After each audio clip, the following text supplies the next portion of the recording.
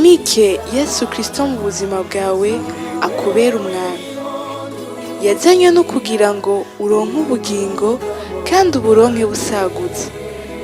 Ba mu ijambo rizana ubuzima, ubuzima bwawe bubeho buhinduka. Umusaraba ni etape incontournable. Umusaraba ni kibanza tugomba gushikako. Aho uri kuca hose noti umwami ari kumwe nawe.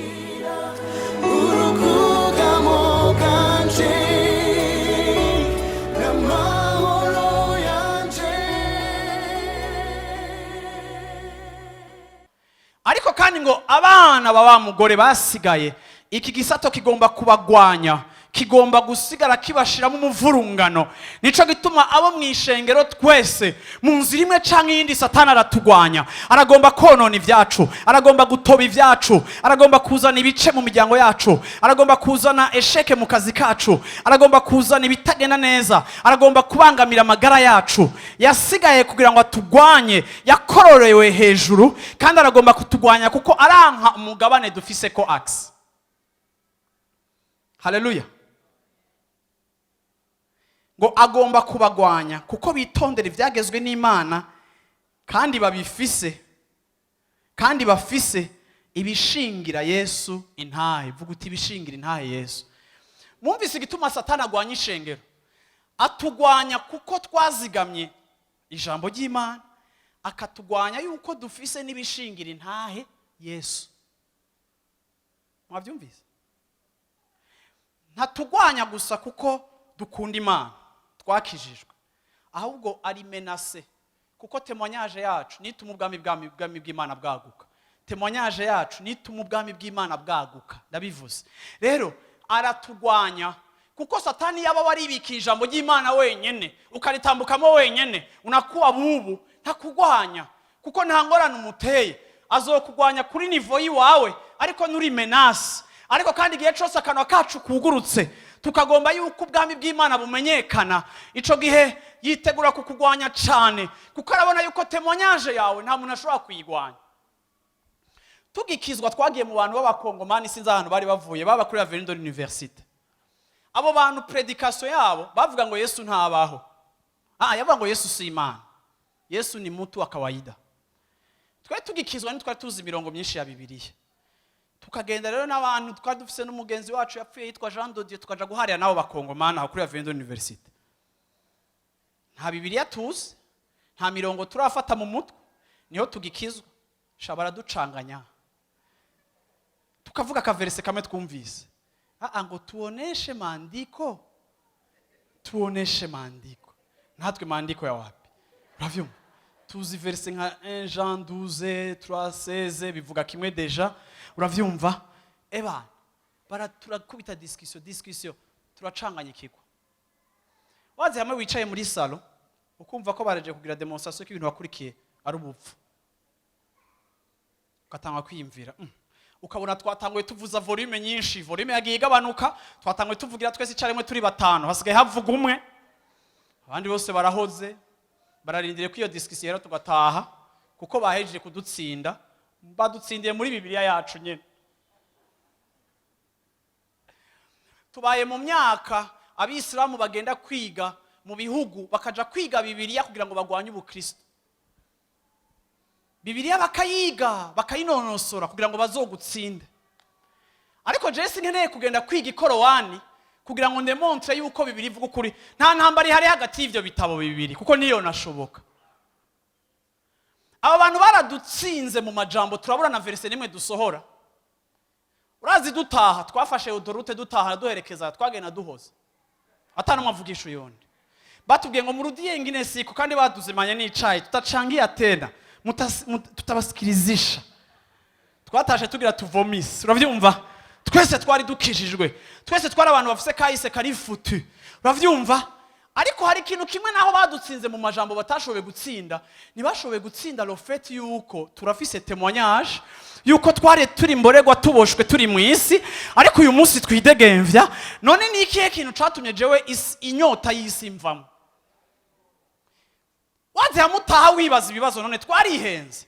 Ariko kumva kwa kure hari ijwi rikuremesha yuko utihenze, kuko reka nakubwire ngo ijambo ry'Imana si ijambo, ahubwo ijambo ry'Imana ni témoignage. Narabajije umuntu ejo, différence yo gushinga intahe no kuvuga ijambo ry'Imana ntiyayimpaye neza. Ariko ngenda kubwira ngo différence yo kuvuga ubutumwa no gushinga intahe, iyo tuvuga ubutumwa tuvuga ijambo ry'Imana, tukavuga ivy'ijambo ry'Imana rivuga. Iryo naryo rifise ubushobozi kandi rideclenche ibitangaza. Iyo uryumvise ukaryizera rirahindura ubuzima bwawe. Ijambo ry'Imana rikubwira ukuri kw'ivyakoretse mu mpwemu y'ingene twimuwe. Ijambo ry'Imana ritubwira ukuri kose ngene twahezagiwe. Ni vyiza ko abantu bumva ijambo ry'Imana kandi ijambo ry'Imana riragahoraho. Yesu yarabwiye abigisha ngo mugende murishinge guhera Yerusalemu, i Samariya no kugeza i Yudaya no kugeza ku mpera y'isi yose. Yababwiye ngo nimugende murishinge, ariko hari agatusha Yesu yazanye gashasha. Ntivyari gushoboka ko abantu bashika ku mpera y'isi bakemera no gupfa igihe iryo jambo bamaze kuryakira ataco ryahinduye mu buzima bwabo. Reka nababwire moteur ya evangile, igituma ubutumwa bwiza bugenda bugashika kure, nuko ubutumwa bwiza samwa jambo gusa tuvuga, ariko buherekezwa n'ubushobozi bw'ikakoretse mu buzima bwacu. Igihe mvuga Yesu sinamuvuga nk'uwo nize muri theology, ariko Yesu genda namuvuga nk'uwahinduye ubuzima bwanje, nk'ufise ivyo akora. Rero iyo umuntu avuga ijambo riherekezeshejwe n'ivyo Imana yakoze mu buzima bwiwe, ça devient vivant. Umuntu yaranyicaritse muri mariage arambwira ngo nize communication. Ati numvise ukuntu uvuga, numvise ukuntu upanga ibintu, numvise ukuntu ugira gutya na gutya, numvise wize hehe communication. Amaze kumara umwanya muremure andemontrera itangazo ribi nari mfise ryari kumbuye ko nize communication, kuko yari convaincu, kuko niyo yigisha muri kaminuza kandi yumva yuko ndarespecta amanorma mwamwe ntimari bwabimbarire. Uravyumva? Yari umupapa akuze muri famille. Canamwe ntaho nize communication, arambaza ngo none Bibiliya wayigiye he? Nayo nagiye ntora utuntu hajya ntaho mfise. Uravyumva? Reka ndakubwire, twebwe ntidukorera ku bintu technique, ariko dukoreshwa n'ibintu spirituel. Ivyo navyo yari ivy'ukuri biraffecta technique. Bwana sifiwe sana. Yesu ashimwe cyane. Reka ndagusomere Actes des Apôtres chapitre 8. Wumva iki kintu. Actes des Apôtres, chapitre 8, hein, verset 25. Actes des Apôtres, umunani ku murongo wa 25, kugira ngo mumve difference y'ivyo bintu bibiri. Nabo bamaze gushinga intahe no kuvuga ijambo ry'Umwami Yesu, basubira i Yerusalemu, bagenda baravuga ubutumwa bwiza mu mihana myinshi y'Abasamariya. Yesu ashimwe cyane. Uyu murongo uratwereka yuko Bibiliya irashiraho distinction hagati yo kuvuga ubutumwa bwiza no gushinga intahe. Kuko batubwiye neza ngo bamaze gushinga intahe no kuvuga ijambo ry'Umwami. Murumva ko ari ibintu bibiri. Rero uyu mwaka ndagomba gusurinya aka gace ka mbere kavuga ngo bamaze gushinga intahe no kuvuga ijambo ry'Umwami. Reka ndababwire, ikintu catumye abantu bashaka kwica abigishwa nuko mu bintu bakora non seulement bari bafite témoignage, ariko bahejeje kuvuga ubutumwa bwiza, Imana arashingira nta butumwa bwiza bavuze ibitangaza bigakoreka, abantu bakabona ko rya jambo rirafise ibikorwa bifatika palpable. Haleluya. Amen. Imana ishimwe. Ndashaka gusoma n'uyu murongo wa 37. Aho nyene kuri uwo murongo turiko turasoma 37. Hindukira inyuma. Canke mbere kuri 36. Bakigenda mu nzira bashika ahari amazi. Iyo nkone iramubaza eti ehe amazi ikimbuza kubatirizwa ni iki? Filipo arayishura ati namba wizeye mu mutima wawe wose birashoboka. Nayo iti nizeye Yesu Kristo kari umwana w'Imana. Ivuga ko bahagarika umukogote baramanuka baja mu mazi bompi. Filipo niyo nkone arayibatiza. Bavuye mu mazi, mpwemu w'Imana ajana Filipo. Inkone ntiyasubira kumubona kuko yashishikaye kugenda inezerewe. Vuga uti yashishikaye kugenda inezerewe. uyu muntu amaze gushingira intahe Kristo ngo yashishikaye urugendo rw'iwe agize gute anezerewe.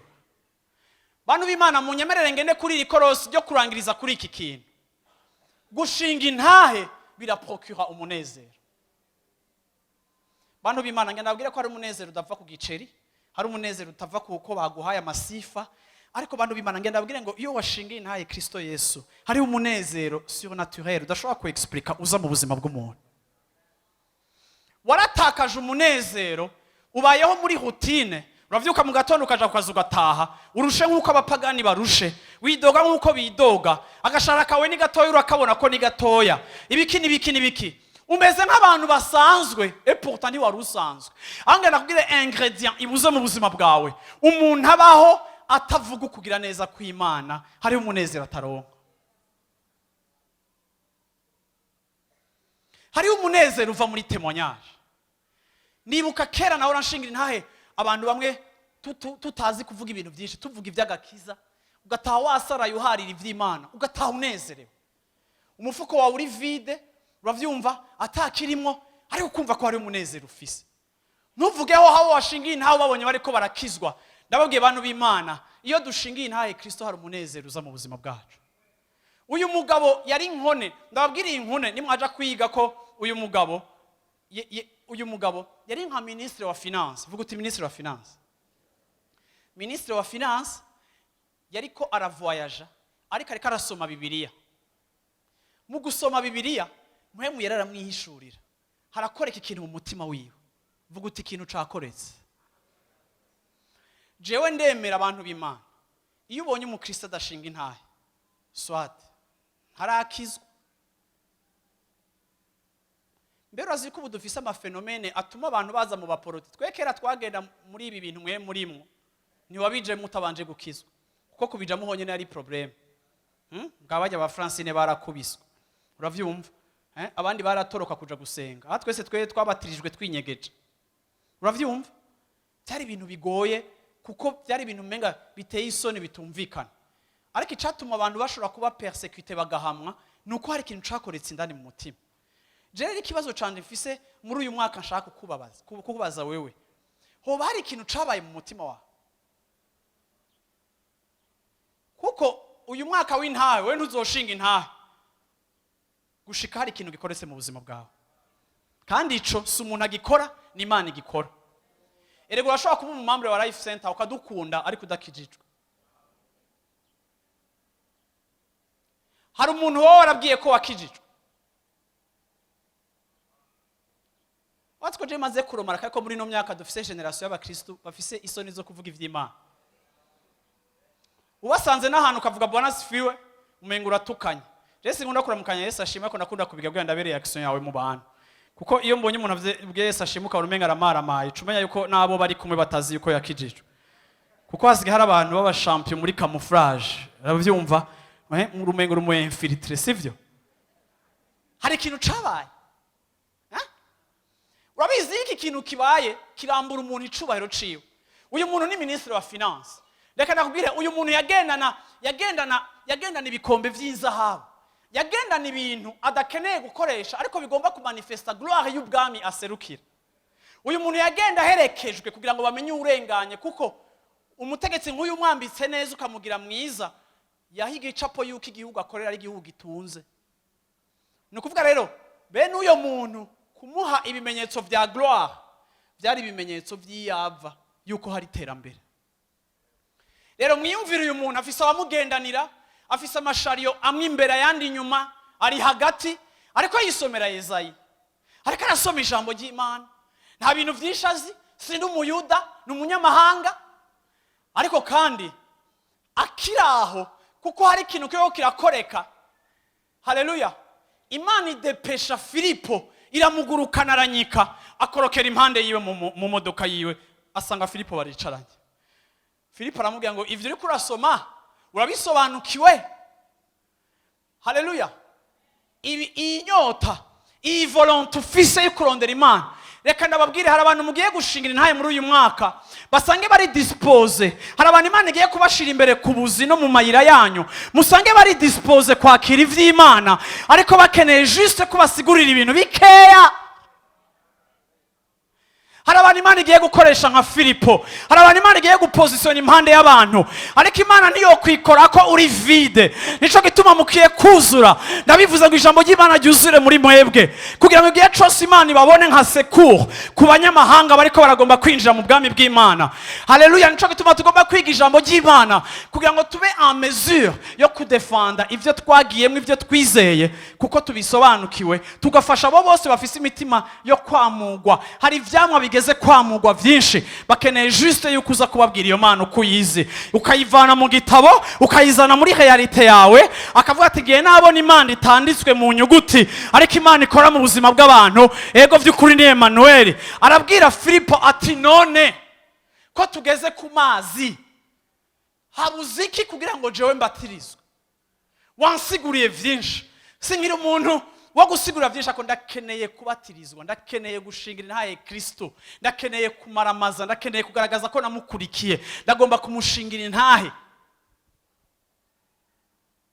Barizo mwicane tukwiye kutarabatirizwa, aca kugira ngo narabatirijwe.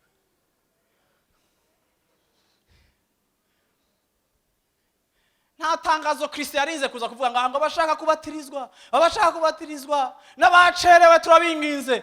Yo, rimwe na rimwe ibi bintu tugira byerekana yuko atakintu kiko kirakoreka mu mitima y'abantu. Iyo urinze usuguma nk'igikamyo c'igifuso cabuze igitoro, naco kinyo mazutu bakeneye gupurija, uravyumva nuko quelque part nta kiriko kirakoreka.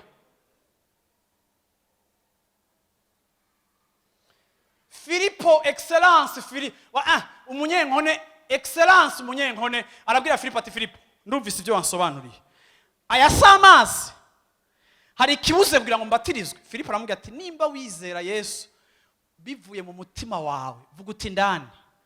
Yo, no kuri je uyu mwaka ndashaka kuvuga ku kibazo c'indani, vuga uti ndani. Arabati nimba wizera ko, aramubwira ati Filipo reka kuntesha umwana, ndizera Yesu mu mutima wanje kandi ndizera ko yazutse mu bapfuye. Tuhagarare rero. Aratanga ordre. Abamuherekeje bose na cortege na sécurité yiwe ntibazi biriko biripasa indani, babonye barahagaze, barakorokeye hasi, barasekirije akarere, ariko babona databuja excellence mu cubahiro ciwe, wabundi bubaha ajaye n'akagabo sinzigene ka Filipo kari kambaye, sinzigene yasa, sinzi ko ari umukozi w'Imana VIP canke umukozi w'Imana ciririye wa mwencher, ariko ivyo ari byo byose aramumanukana mu mazi, aramudumbika ngo dwi. Abantu bose bagati mbega ibintu bibaye n'ibiki, uravyumva? Yemera yuko abamuherekeje bose mu cubahiro ciwe abashingira intahe yuko désormais ntaciganza, ariko n'uw'umwami. Kandi ivyo onya babibonye nabo certainement baravuze bati ivyo byose uyu muntu excellence aciriye bugufi, ategezwa kuba merita gucigwa bugufi, kuko muri protokole yiwe hawezi kumufanya bitu yavuye ya burofa kama, uravyumva, hatari ikintu gikoretse kandi atabikoreye umuntu w'icubahiro. Yari kuvuga ngo reka tubanze dushike muri ville uzombatirize muri piscine. Oya, mukiziba cyo kwibarabara nta na piscine, ati cyangwa uzobigira aba sécurité banje batabibona. Oya, babibona kwibarabara n'abayagihugu barengana bikore bavuye kuvoma, barahagaze barababatemwe, baravata uyu muntu nitumuzi, ariko ivyo byose umuntu abatirije uyu munsi n'umuntu w'igitangaza. Birashoboka yuko vy'ukuri niki kintu kimuteye kumera gutyo ari kintu candani. Bantu b'Imana twanesheje isi kubera intahe yacu. Yesu ashimwe cyane. Yesu ashimwe cyane. Kuko ndagusomeye uyu mugabo, nuko nshaka kukubwira ngo icuri ico cose uko witwa kose, nukuri wige strategie y'ingene ugiye gutangwa gushinga intahe Yesu Kristo aho ushobora gushika hose. Sindakubwiye ngo ufate mikrofone ucike umuvuga butumwa, ariko ntugahore kuvuga kugira neza kw'Imana mu bakwegereye, mu bo mukorana, mu bo mu kazi. Reka ndakubwire, warigeze gusenga sobuja ariko arakugwanya mu kazi, Imana igukorera igitangaza, ariko nta ntahe washinze. Warigeze kuba ugwaye usinzikaye, ariko nta ntahe washinze. Warigeze gusaba igitangaza Imana ngo iguhe promotion, iguhe akazi keza, warakaronse, nta ntahe wigeze ushinga. Iki gihe cyose iminwa y'abantu ihora binyegeza ubwiza kandi bitwara ubuhombo ubutumwa bwiza, kuko iceme icemeza ko ijambo ry'Imana ari iry'ukuri ni témoignage y'abaryizeye. Igihe twebwe abizera tudafise intahe ni ukuvuga yuko n'ubwami twakurikiye ari ubwa fo. Abantu bashobora kutemera ijambo uvuze, ariko abantu ntibazohakana intahe y'Imana ivuye mu kanwa kawe kandi babonye kandi yagaragaye. Rero reka ico gikoresho ugisohore kuko twamuneshesheje intahe y'akanwa kacu, ahubwo kuko vyavuye no kuvyakoretse indani, harageze n'igihe tudatinya gupfa tugashinga intahe. Yesu ashimwe cyane. Reka ndangize mvuga gutya. Umuntu yarambajije ejo bundi ku telefone, turiko turavuga kuri iyi message n'uwo hanze aba muri Senegal. Arambwira ati nega Pasteur, dushinga intahe. Uravyumva? Dushinga intahe, turashobora gushinga intahe mu bintu byacu biri negative. Ndamubwira nti yes. Ngenda abwiye ko ntidushinga intahe kuko hari cinjiye. Turanashinga n'intahe n'igihe hari cavuyemo, ariko tugasigara duhagaze. Yesu ashimwe cyane. Ngenda kubwire ngo ivyo wita esheke canke ivyo wita negative byashitse ko mu buzima bwawe, mbega nta kintu byakwigishije. Ni bantu bangahe tuzi bigishijwe ibintu bikomeye n'Imana muri faiblesse zabo. N'abantu bangahe tuzi mu kunanirwa kwabo Imana yabahaye kwimenya. Hari igihe tuba twiyaminiya cyane, ariko esheke ikadutera gutuma Imana yugurura amaso ikatwereka yuko dufise amalimite. Nkaca bugufi kuko esheke irampaye kumenya yuko nahora nzi ko niko kaweza, lakini najikutana siwezi. Bwa bundi nkavuga ntego vyambabaje, ariko sinarinzi ko atavyo nshobora. Esheke ikazana humilité mu buzima bwanje kugira ngo nige kudepanda n'Imana. Nkavuga nti Imana ujya muvuduka ejo nawe wigiranye, ariko hirya y'ejo sizosubira kuwigirana, ubu nzokurindira. Muri esheke yanje nkigishwa kurindira Imana no kujana n'Imana. Yesu ashimwe cyane. Mu kunanirwa kwacu nahone harimo intahe. Ingene wifashe mu kiriyo cawe byarateye abantu kubona ukuremeshwa kw'Imana, kandi byarateye kuwereka abantu yuko vy'ukuri Imana iri mu buzima bwawe. Ndiwe ntavyuzi, ariko abantu hari intahe y'Imana babonye ku buzima bwawe, kuko hari ubuntu bw'Imana buduherekeza mu gihe mu kipindi cetu kibaya, mu gihe cacu ca esheke. Hari ubuntu budutwikira bukaduherekeza, tukavuga ngo sinarinzi ko ahantu nzoharengana, none raba ndi muzima. Nkavuga nti Imana ndagushimira yuko no muri uyu muriro umpaye kukubona yuko ushobora n'akanwa k'intambwe ntizinge kandi zishonje. Iyi realite sinari kuyibonera handi kiretse mu cago canje. Yesu ashimwe cyane. Yesu ashimwe cyane. Gutya nyene twanditse iyi message kuri bonane mu misi heze. Umuntu aranyandikira duhora twandikirana aba muri Europe. Aranyandikira ikintu nshaka gufatira ko kugira ngo ndakwereke yuko hari ibintu Imana igiye gukora muri uyu mwaka kandi mu buzima bwawe kandi ndavyizera. Sivyo? Aranyandikira arambwira ngo urakoze ku nyigisho watwigishije aho hari mu ijoro jeudi le 31, jeudi le 1er mu ijoro 23h. Arasoma message résumé ya message yo gushinga intahe. Aca arambwira turakoze kuri message. Sivyo? Yanditse mu Gifaransa je ndayitraduise. Sivyo? Ambwira ati urakoze kunkurikirana naho uri kure, kandi turagukurikirana, kandi ndaryohewe kumenya yuko Imana yanje iri hafi yanje kugira ngo imfatanye n'abantu banyubaka. Ati rero reka inyota yanje ntizopfa izimye, ariko ndakwandikiye kugutera intege, kukubwira ko ibi ni ibintu ntashaka kuvuga. Uravyumva? Aravuga akantu, aca arambaza ikibazo ati none kubera iki inkomezi zo gushinga intahe, kuki gushinga intahe bigoye? Niko yambajije. Ndabishaka ariko namaze no kwihebura kandi byarananiye. Unsengere ndakwinginze kugira ngo uyu mwaka nshingire intahe Imana. Ni bande muri mwebwe bavuga ngo gushinga intahe biragoye? Rimwe na rimwe. Sivyo? Sasa nande nca ndamwishura ndamubwira nti Imana igiye kubigushoboza. Ntibiva mu nkomezi zawe, ariko kubishaka Imana igiye kubigushoboza. Nawe ndakubwiye uri ngaho muri kino kibanza uvuga uti hari ahantu hagoye gushinga intahe, ariko ndabishaka. Ndavuze ngo Imana igiye kubigushoboza. Haleluya. Nimba mu mutima wawe uvyipfuza, ndavuze ngo Imana igushoboze. Ndavuze ngo Imana ikururukirize nk'ikomeze. Yesu ashimwe cyane. Hari ikintu gitangaza, mbe murazi ko muri Bibiliya abigishwa bigeze gusenga mpwemu yarakamanuka, ariko mpwemu yaramanutse ntiyabongeye amafaranga, ntiyabongeye n'umunezero, ntiyabongeye n'ikindi, yabongeye ubushobozi bwo gushinga intahe. gushinga intahe kuko ari ikigwanisho. Uravyumva benshi muri mwebwe murafise difficulté yo gutemwanya, ariko bamwe muri mwebwe muragira promotion y'amaproduit mukoreramo mu buzi bwanyu canke ibindi bintu byose abantu barabikorako, uranatera n'inkuru naho wavye inzoga imborerwa ziraca gutumira kugira ngo utere inkuru batwenge kuko uvuga neza. Ariko hageze rero ko wenseramwe ivya Yesu, umenga ivyo wonya ufite ntibiri nta science biri mu umenga ni ivy'ababono. Uravyumva? Ba intellectuel muri ngaha, banyacubahiro mufise ubuzi bwiza musengera ngaha, mwashoboye kuza ngaha kuri uyu munsi. Bantu wumva yuko societe yagushize mu kibanza, kuko societe irazi kutubwira ko turi ba quelqu'un, kandi you are somebody. Yuko nukuri uri quelqu'un, Imana aragushize hejuru.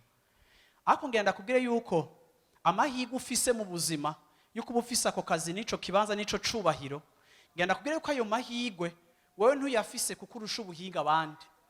Subiza amaso yawe inyuma, usanga hari abakurusha ubwenge muri école primaire, hari abakurusha ubwenge muri secondaire no muri université, hari nabo watrishako, hari n'abakugirisha kuri du soir kandi mwigana. Ariko uyu munsi ntibaronse amahirwe ngana nk'ayabo. Kandi ndemeza neza yuko subuhinga cane bwawe naho savoir yawe yagufashije gushika hugeze, ariko kandi hari ikiganza c'Imana cagucira inzira kiragushikana ahantu uri icurico. Ngenda kubwire ngo gerageza muri elevation yawe ku ntebe wicayeko, iyo ntebe n'Imana uzane uyishireko, abantu bakubone ariko babone ko ari n'undi mugabo mwicaranye. Yesu ashimwe cyane. Ntugire isoni kubera han yawe n'izina bakwise, ntugire isoni, ntugire complexe y'ivya Yesu kubera elevation, kuko celui qui élève et celui qui rabaisse. Ndagusengera ngo muri elevation yawe ntugire isoni zo kuvuga Imana yawe. Yesu ashimwe cyane. Yesu ashimwe cyane. Amina. Wazi uyu muntu ngene yanyishuye ejo mwijoro, uyu mudamu yanyandikiye message, ndagusomere inyishu yiwe ejo. Arambwira ati Pasteur, unyemerere kugaruka ku kiganiro twaganiriye kandi cankoze ko cane, ndagusaba amasengesho. Sinzi ko wansengeye, ariko ivyo nasavye Imana yaraye ibinkoreye. Nicaye naricara nkibaza nti kuko indi umuntu avuga menshi naho abantu batabishaka rimwe na rimwe, kandi ndi umuntu azi kuvuga abantu bakanyumviriza bakandaba bakankurikirana. None nikuri katana rimwe ngira témoignage yanje mu bantu, mu muryango wanje canke mu bagenzi, nkava mu madine, nkava mu masware, ntigeze mvuga Yesu kugira ngo sintakaze credibilité y'umukobwa w'umunyabwenge w'umusirimu, ari moderne, ari cool. Muramwiyumva?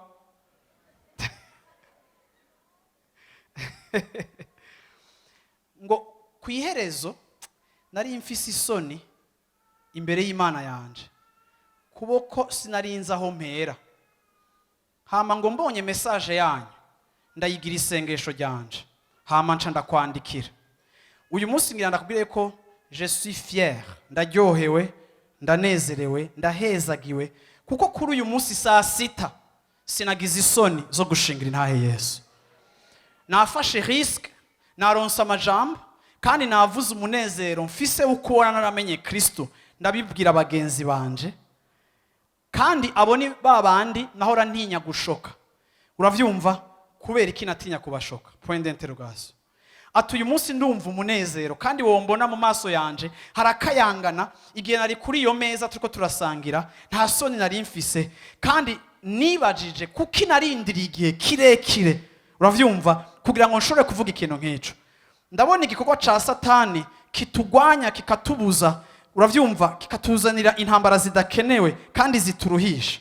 Ndanezerewe kubona nabikubariye, kandi ndanezerewe ko nabohotse, kandi naronse ubushobozi butigeze kuboneka. Uravyumva? Urakoze ko wanyumvirije, kandi naronse ubushobozi bwo gushinga intahe. Uravyumva? Kandi ndibaza yuko ugusangira na bene data ari bw'ikimazi. Rero urakoze mwene data. Uravyumva? Kubwaka kamini témoignage, kandi no kubijaye n'ingeno no munsi nakoranye na Yesu mu buryo budasanzwe. Haleluya. Haleluya. Yesu ashimwe cyane. Haleluya. Juste mu mutima wawe ugire ugire iryo shaka ryo kuvuga uti uyu mwaka wa 2015 sinzonyegeza Imana yanje. Haleluya, haleluya, haleluya, haleluya. Sinzonyegeza Imana yanje, sinzogira isoni z'Imana yanje, sinzogira isoni z'ivyo yankoreye. Naho bimwe byonsaba kumanuka mu maso y'abantu, ndagomba kumanuka kugira ngo ashigwe hejuru. Ico ni icemezo canje co muri uno mwaka, iki ni icifuzo canje co muri uno mwaka, iki nico ndagusengera muri uyu mwaka, iki nico ndakwipfuriza muri uyu mwaka. Ndavuze ngo nico kizozana uwundi munezero, kandi nk'uko ari kigwanishwa nzobigisha muri iyi myaka canke muri uyu mwaka, nzogenda ndabigisha ingene Imana nayo atana rimwe ihagararana n'umuntu atari prêt kuyishingira intahe. Bibiliya yuzuyemo abantu où Dieu s'est tenu avec les hommes, kuko bari bemeye guhagararana nayo, nayo ikazi gahagarara. Uravyumva? Yesu yaravuze ngo je sinishingira intahe, data aranshingira intahe. Ngira nakubwiye ngo uko ugiye kumushingira intahe, nawe agiye kugushingira intahe. Haleluya.